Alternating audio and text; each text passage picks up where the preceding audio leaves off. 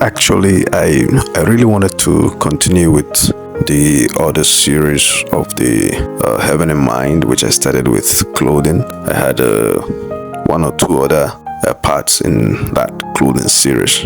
But I had to break a little and address some issues that came up. Some people asked for further explanations concerning the dressing, and that is what I want to do in this path. First of all, let us understand that we are in a generation where commodity has taken over. So we are in a situation where people begin to worship things.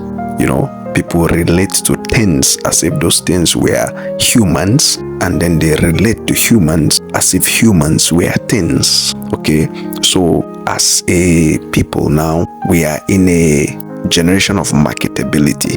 So whatever we want to do, we look at the marketability of that thing.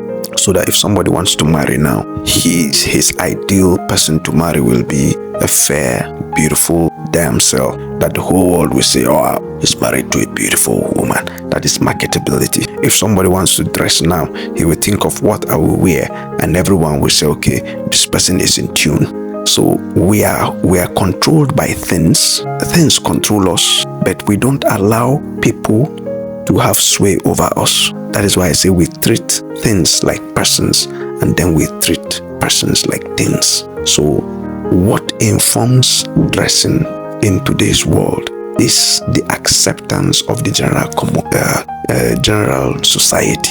So a man of God, for instance, will dress in such a way that he will be accepted. He will not dress by revelation, but he will claim to preach revelation. A woman or a lady will dress in a way that her peers will accept her, in a way that the society will accept her, not in the way God will accept her or in the way the church will accept her. So the commodity world has taken over, and this thing enters without a trace into Christian society. Now, it is this that informs the need for the topic of morality to come back to our pulpits. Jesus will never run. That informs the need for the topic of morality to come back to our pulpits. So I am unconsciously trying to do things that are marketable, say things that are marketable, study a course that is marketable, marry a woman that is marketable, marry a man that is marketable, go to a church that is marketable. Even church building now is built to be marketable. So even the gospel now is presented to be marketable. If you don't present a gospel that is marketable, nobody will come to your church. So unconsciously, preachers begin to preach what audience wants to hear, not what God is revealing. Unconsciously, that is what happened in the Garden of Eden when God used to visit Adam and Eve. Yes, they were naked, but the whole attention was on God. So they didn't know that they were naked. But when the attention came back to themselves, they realized they were naked. And God knew that already that unbroken relationship has been broken. God had to dress them. Okay? So in purity, we are plain before God. But in this material world, because we have all sinned and come short of the glory of God, because at one time we were in the kingdom of darkness before God brought us into the kingdom of light, into the kingdom of his dear son, we must dress properly before God and the people of God.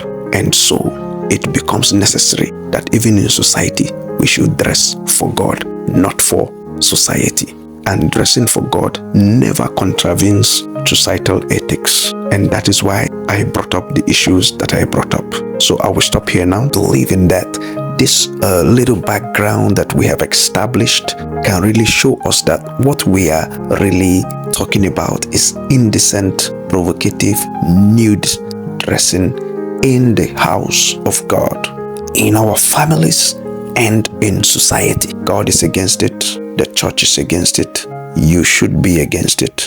The battle is over. Jesus has won.